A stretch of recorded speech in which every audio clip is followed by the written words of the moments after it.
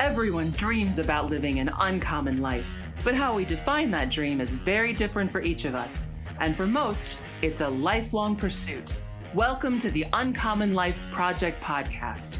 We're going to introduce you to people who are living that life or enjoying the journey to get there. We're going to also give you some tools, tricks, and tips for starting or accelerating your own efforts to live an uncommon life, a life worth celebrating and savoring. Please welcome your hosts, Bryan Dewhurst and Phillip Ramsey.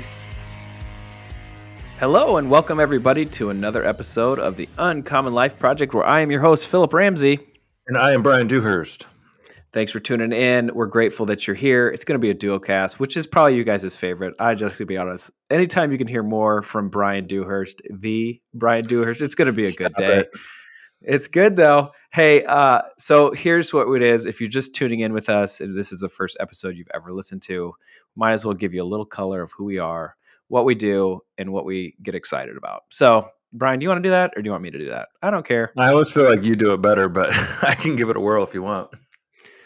Yeah. So I would say, honestly, Bryan's a little hot in the microphone. So I'll tell him just to pull off just a snort because he gets excited. Yep, pull back, and then I will give you the 411 on Uncommon Wealth Partners, which is our practice that we started, our brand that we created. And just so you know, we've patented the Uncommon Wealth. So pretty exciting. But we're advisors that really want to try to help you gain more cash flow into your life. We are very passionate about not accumulating all these huge balances in 401ks, although those are great. But we really want to make sure that you love your life every day. You wake up in the morning, you get excited to go to work, you get excited to impact other people. And that's our true passion, is to sit down with people and try to figure out what they're passionate about and how to monetize that passion and get them excited about tomorrow, instead of like tomorrow as in 30 years from now or 20 years now or 10 years from now when you're quote unquote retiring. And we really do feel like if you love what you do every day, when would you want to stop doing that? The answer is, well, never.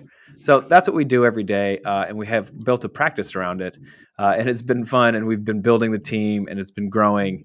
And it's exciting. And what we love to say is we're right in the throes with everybody else that we're counseling and coaching to get them up and going. And so we are practicing what we are preaching. We are walking the walk, and we're in this together. So we're on our own uncommon life ourselves, uncommon journey. And then we've started this podcast to interview those who are also doing the deal, loving their life, and impacting many other people. That's Uncommon Wealth. That's Uncommon Life Project. Welcome to the show. What are we talking about today? Bryan Well, I Dewhurst. just had one small correction. We do not have a patent on Uncommon Wealth. We have a trademark. We've trademarked the term Uncommon Wealth as it relates to personal finance. So, well, I'm grateful that Bryan just clarified that. I love that. Good. Okay. We are talking about spinning plates today. Ooh, what does that mean? Tell me more. Well, in our profound, not New York bestseller book that we wrote, we talked about a visual like a visual of, a guy standing on stage, and we've all kind of seen it. The guy that kind of the entertainer that, has a long pole, and he takes a plate and kind of spins it with the pole, and it'll just spin because of the centrifugal force, of the circular motion. And so, but sometimes those plates, that centrifugal motion wears out, and those plates want to fall down. And so that is kind of a representation of us, what we're doing with our money, how we're trying to make our money, and how we're trying to get our money to work for us. And so we wanted to dive into that today of kind of like the general financial planning community in relation to this kind of allegory or illustration of the spinning plates. I love analogies. I feel like I'm a little bit like Ted Lasso. So this analogy, I think, is really powerful. So let's say you're in the audience and you're watching somebody on the stage. They come out and have this longer stick, and then they start spinning a plate. You guys can probably imagine it. Let's say it's on the stage left, or our left, as we're looking at the person spinning the plates, and they start spinning the plate. And it's honestly, it looks pretty easy from the audience. They're just spinning it, and it's going fast. And then they bring out another plate with another stick. Okay. And this is where we're going to start kind of talking about how other advisors do it and what's the difference with us. And so What we think is that plate represents your monthly cash flow and managing your budget. Now, it seems fairly easy, right? And honestly, it's probably taken this individual that's spinning the plate. It took him some practice, but after a while, he's got the one plate. Okay. Then our amazing industry, we come in and say, hey, great job spinning the plate. I want you to spin another plate, and I want you to go across the stage to now our right side of the audience. All the and way I want over you there. to start all the way over there. Keep going. Good point. Keep going. Go over there. And now start spinning a plate over there. Okay. And so, probably the individual is casually walking over there, maybe jogging because they see kind of like this is not the most efficient or effective. And they start spinning the plate over on the other side of the stage. Well, as they're doing that, what's happening to the plate on the left? It's starting to slow down, right? And it's starting to wobble. And so what do they have to do? They have to run back and they have to start spinning that plate around as fast as they can. And what does that plate on the other side of the stage represent? Yep. We would say like the retirement accounts, like 401ks, simple IRAs, anything that's going to take you away from your monthly cash flow. You're kind of putting it into a account that you can't touch until you're 59 and a half or retirement age. Yeah. So that's what we would say represents that plate on the right. Plate on the left is the monthly cash flow. Money. Okay. Yeah. Yep. Really two types of money. I think we've done a show on this. You have later money, which is retirement money. You have now money, like budget after tax, paycheck cash flow money. And our industry is really good at separating you from your now money to put it into the later money. And I think there's some wisdom in that. There's some power in that for lots of people. But I think sometimes we're, as an industry, too gung-ho at moving the money to the later bucket because it benefits us. And it's kind of the book answer. But, that's where I feel like we try to meet people where they're at. And like, is that, like, we can get to that, but is that the thing we need to do immediately? Right. So let's keep and going. some of the questions that we'll ask to make sure that if you are ready to start with the retirement plate spinning is, do you love your life every day? Like, do you love going to work? If they do, guys, this is a great, or folks, this is it's a great time to start a 401k, getting the match, doing all the deals. And I bet you a lot of people right now are saying like, all right, you're telling me not to get the free money at the match. That's not really what we're saying, but there's a lot of people that really like to go after and overfund their 401k plate spinning. And that's where we were like, oh, I don't know. And that really depends on everybody. It's just, individual. But if you are loving your life every day, you get to go to work, you love your boss, you love the people you work with, you love the industry you work with, and it's really monetizing your passion, we would say that is a great place to then go to. Mm-hmm. Good for you. There's a lot of people that get up in the morning and just absolutely hate what they do. and they just never thought, like when they open their eyes, like, I never thought I'd be here. On your birthdays, it's kind of like depressing. Okay. Those people. Yeah. Those people, I would say, let's be very cautious of the plates that we're spinning. And if you're going to do anything, let's don't run it across the stage. Let's think about things that would help you get excited about spinning another plate. So let's talk about what we get excited about, and then maybe adding the plates for these individuals, just for the people who are not enjoying their job. And then we'll change to maybe like a business owner. But let's just talk about people who just are not enjoying what's going on in their life. Well, and I think too, like if you're in a married situation, and again, I think we're talking about younger folks, but if we stay on the stage for just a second, and a spouse, like you and your spouse each have a 401k or retirement plan or 457, 403b, they're kind of all the same thing. It just depends on what industry you're in. You each have one of those. There's two plates spinning on the other side of the stage. And then you go work with a financial advisor and he's like, oh, well, you need a Roth too. So then you open a Roth for each of you. Well, now you have 4 plates spinning on the other side of the stage. And you only have 2 plates spinning on, the closer side of the stage, with like your paycheck, your monthly budget stuff. And so, you're really trapping yourself into running across the stage back and forth. And like Phillip is saying, if you don't like what you're doing, you're really trapping yourself into that lifestyle. And so in that, we want to kind of show what else could you do so that you have more plates spinning in the now money or right next to you so that you have additional cash flow. And as that foundation gets built of all these plates that are, in closer proximity to you on the stage, you can then, it's a lot easier to then put away the maximum amount in the retirement accounts later once your foundation is built. So, I think you've asked what are some of the other plates people could do, in the now money or the closer proximity on the stage. So let's dive into that. Yeah. And this really is all dependent on who you are. Like, what gets you excited? Like, I don't know. I don't really know who you are. Like, if somebody asks me, what should I invest in with $50,000? My first thing is like, I don't know. Like, I don't know you. So it all depends on who you are, what you get excited about. But so I think a really good example, and a lot of people go to this, is just like a rental property. That's one idea. I mean, we've heard them all. Facets to the rental property, because a lot of people hear that and it's like, oh, snaking toilets, I got to deal with people.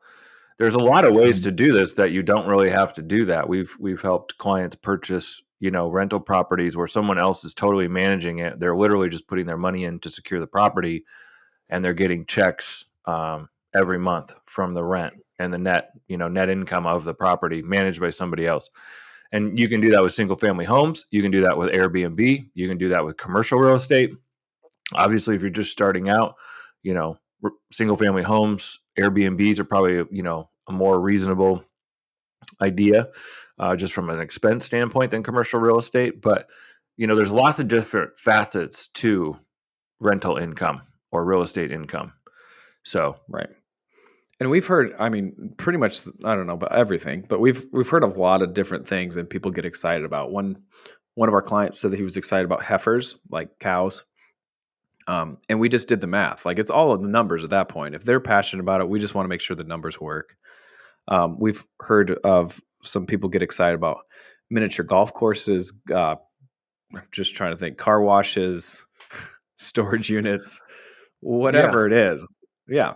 So it just depends on what you get excited about. And what we get excited about is when people start getting passionate about what they're doing the next day. Like, hey, I'm starting to invest, let's say, quote unquote, invest, and maybe in just the time of starting to think about this different type of cash flow. And their whole paradigm shifts, that maybe even the job that they didn't love is now the job that helps them fuel their passions and pursue what they're excited about. Because every day, maybe at lunch, they'll work on what they really get excited about.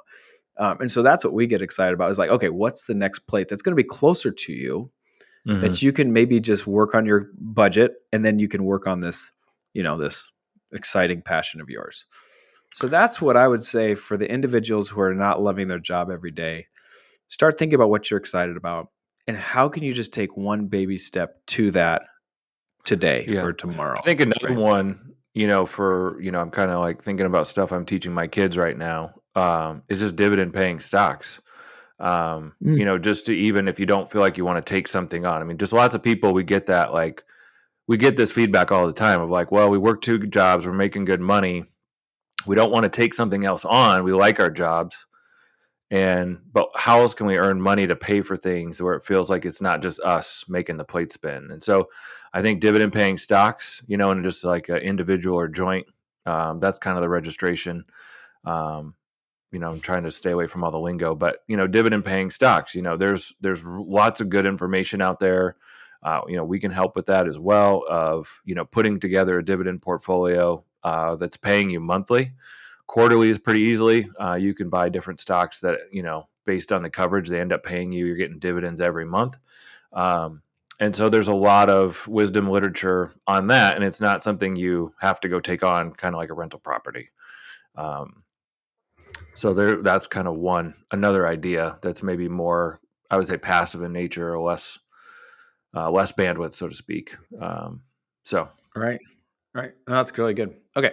So let's talk about the business owner. And that's probably why Brian and I kind of gravitate towards the business owner, because they've already had this paradigm shift of like, I want to invest in myself, which we always say, you are your best asset. But they've gotten that mindset already. And we just need to tweak a couple things and help them kind of edify what their first inclination was, is like they are their best asset. So we love to work with business owners, but even the business owners will fall in this trap of running across the stage and starting a retirement plan. And maybe it's just for a benefit for the employees, which kudos, that's great. That's a cool benefit. Good job. But when it comes to maybe the business owner putting as much money into the retirement plan as possible, we would say, okay, there's a couple other steps that we would at least talk through to see if those get you excited, because they aren't putting it in a cage where you can only access to when you are such and such of age. And as business owners, you really do need a lot of access to cash. So, what are the couple of plates that we would say, hey, let's talk about these plates before we get to the retirement plate in the stage? Yeah, and before I jump into that, I want to say I heard this from a mentor. I don't know if it's total BS or if it was like real, but I've lived by it. And actually, the more like we watch our own business and other business owners, I think it's really true. Is the Japanese have kind of this proverb that every business is they basically reinvest all the profits in a business for the first 7 years. They don't want to make any money off of a business in the first 7 years, to just build a really wide, deep foundation for that business. And then after the 7 years, you hit a tipping point. And that was largely true for our business. I feel like, once we hit kind of that 7th year, it was like, whoa, we're running downhill now. And so I think just at a very high level, if you're an owner or entrepreneur and you're starting your business and you're in the 1st to 7th year, I'm not saying it's bad to have a 401k. Please don't hear that. I mean, there's lots of reasons to have one if you have lots of employees, all of that. But if you're younger and you're trying to build a really strong, wide foundation, maxing out a 401k, if you don't have the profit and cash flow, may not make sense. It's something you can step into over time. Absolutely. And, get to as you get older. So anyways, one of the things that we've written, this is an article on our website. It's called Building 5-Star Wealth. It's kind of the 5 points of the star for any general, I would say, self-employed or business owner to build wealth. And the first point of that star, or the first of the 5, is just the business itself. Obviously, we've all heard of someone selling their business or seen headlines. The one that comes to mind is 50 Cent? Yeah, I think 50 Cent, invested in he has a great video out there if you want to Google it, but his manager wanted him to invest in like a liquor thing, and he's walking around, and he was working out in LA, and he's like, he sees all these flavored waters, and he's like, I want to invest in water. And he made a sizable investment in vitamin water, which was later purchased by Coca-Cola for about $4 billion. And, it was one of his single best investments ever. And so just the value of a business is the first thing. It's the engine that creates all the cash flow. It's what the focus needs to be, and growing that value. And then obviously there's a value that you want to get your business to a point that you can sell it and, get that return on investment. So that is the first point of the star. Right. And I love anytime we can reference 50 Cent in a podcast. So 20 points for you, Brian. Great job. Thank you. We have like a little bingo card that we do before a podcast to see if we can weave in and hit. I'm just totally kidding, but that would be funny. Second point is liquidity. Like every business owner knows that they have to be sitting on some kind of liquidity as the business ebbs and flows. You can't take a drought month and not have some cash, drought 3 months and not have enough cash in the bank. So liquidity has to be the second point or second plate spinning on the stage there. And it has to be it has to almost be guaranteed that whatever investment you decide has to be very liquid. You can get at it quickly.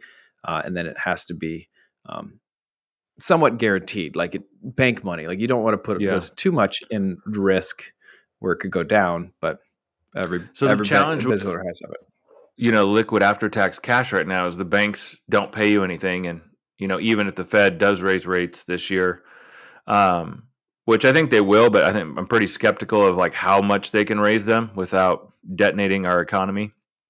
But the banks still aren't going to really pay you anything.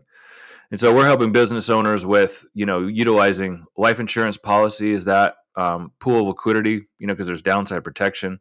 There's the potential for return. There's tax protection. And, oh, by the way, you get a death benefit. So there's a lot of advantages in that for the right people. We're also utilizing like a corporate treasury, so a brokerage account in the business's name to try to invest some of that money and gain, above 0%, with, less risky allocation.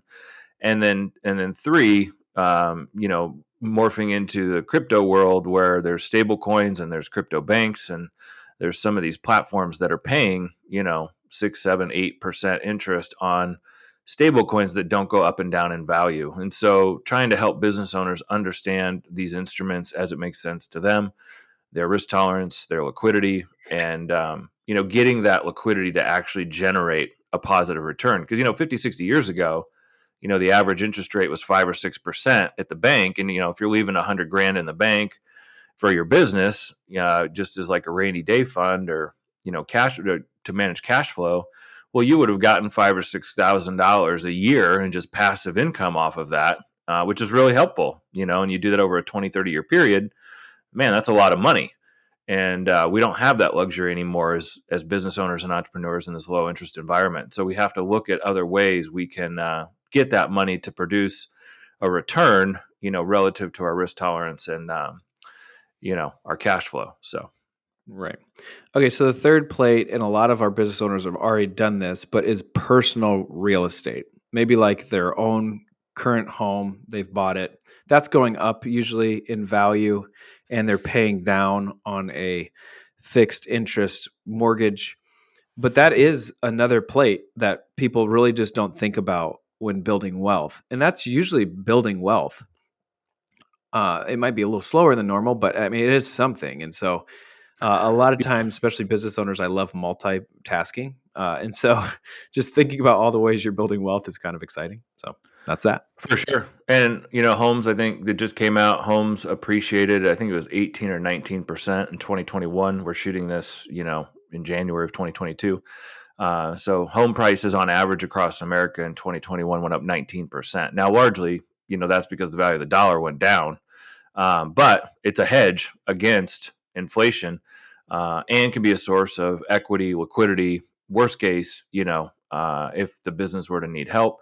But it is another area that you're building equity. And now, obviously, too, with so many people working from home, you're seeing a lot of people invest money into their homes. And then, obviously, too, with the Airbnb trend, there's lots of different ways now you can monetize your primary residence as an asset, either home office, Airbnb, and or you're just paying your mortgage and living there like a normal American family. I'm not saying you have to do all those things, but they are options. Right. As well. So, okay. And then the fourth plate that we would get really excited about is when all those are clicking.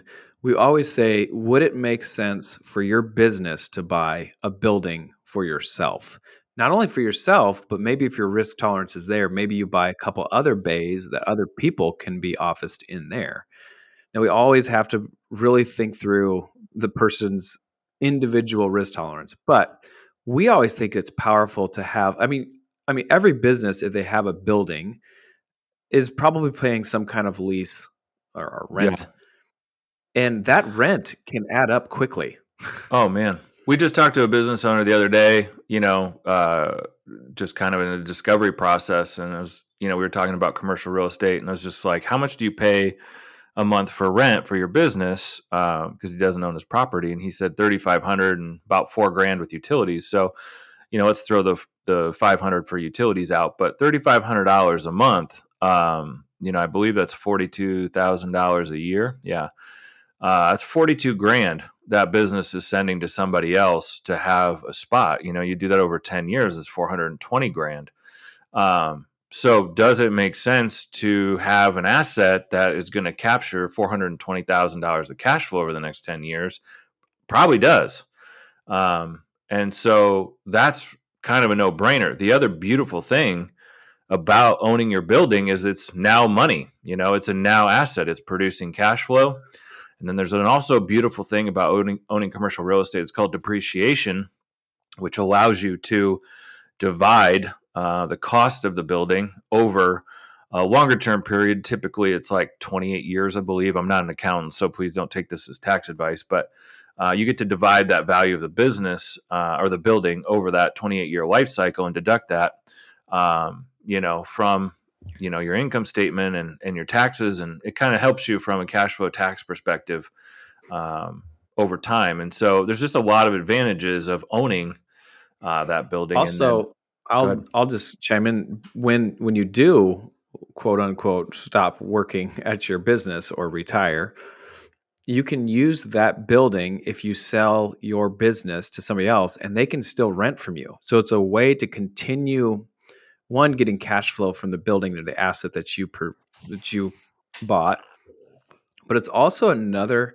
powerful way to continue to own your corporation in retirement. Like, one thing that I'm sure a lot of people understand, or maybe you don't, but you should understand, is that the tax code is not set up for individuals. It is set up for business owners to take advantage of different kind of deductions. So we always advise our clients in retirement to try to have some kind of corporate entity to be able to deduct things. And this would allow you to continue to do that. So there's a lot of powerful ways to use real estate and your corporate real estate in your plan. But all of those are all plates before the retirement plan. And so now we have an individual who's started their monthly budget. They got that figured out. They started a business. Then that business had liquid money, which was earning some kind of interest. Great job. Then they had their personal house, right? Then they have maybe a business real estate. And then then we would say, then it's a time to look at maybe the retirement plan after that. So there's a lot of plates spinning. It's all looking great. But they're not running around, back and forth to the stage. Every time they take a step, they have to respin a plate. Now, that could be overwhelming, but it probably breaks down with that analogy, because these plates really are pretty efficient when you run a business correctly and you think about money wisely. And it actually de-risks your plan when you're having plates that aren't in the retirement bucket. So that's our analogy. That's why we kind of get excited about the plate spinning. I think it holds up for the most part, and then it kind of breaks down. But what are your final thoughts on this, Brian? Well, I wanted to share two quick stories that are, real, that we've dealt with in regards to commercial real estate. We've helped a business owner purchase a building he was in, and it was like a strip mall type setup. He was a dentist, so any type of professional that needs a shingle, so to speak.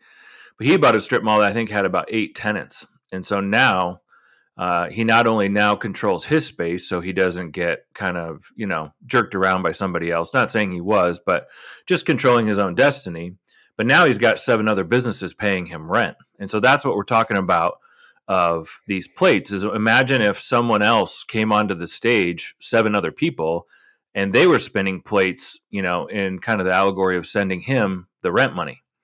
So now he's got 7 different people paying him, while kind of, sheltering or protecting his own destiny as a dentist in that community. So it's incredibly powerful for commercial real estate, especially if you can get other people into that space that are paying you money. That can potentially reduce your risk. Obviously, there's things that come along with that, managing a property and leases and tenants and all that different stuff. I'm not saying that, but it's a powerful thing over time, done well. Second story is, we did have a business owner who came to us and said, "Hey, I got an offer to sell my business. I want to do this." We looked at the deal. It was a terrible deal. And what was really going on was the guy was trying to sell or finance with this business owner's own assets. So basically, he's going to pay this guy out over like 7 years from the profits of his own business. And it's like, you're taking all the risk that this works, because, he's not really putting any money or skin in the game. So what we did was, shifted it to just a business purchase. This guy was trying to buy the business and the building. And it's like, no. Those are 2 separate assets. Why don't you prove that you can handle the business? And then, we gave a first right of refusal for the building. So he agreed to a 5-year lease to this business owner. The business owner kept the building, sold the business, but now he's got 5 years of income off the building, which was paid off. And he gets to keep that corporate tax structure that you were talking about, Philip. And then in 5 years, if the guy who bought the building, wants to buy the building or whatever, then he has the right at the end of the 5 years to make an offer on the building. But that was a great example of the power of owning the building your business is in, separating the assets and extending your income, reducing the amount he needed to pull from his investments in retirement because his building was generating so much cash flow and it was paid off. So there's real power and wisdom in these strategies for business owners and entrepreneurs. And we think, doing this for the four main points of the STAR, obviously the retirement plan is the fifth, is later money, but organizing these things and building a really solid foundation over that first 7 years is going to pay massive dividends, later when you want to be on the other side. So, right.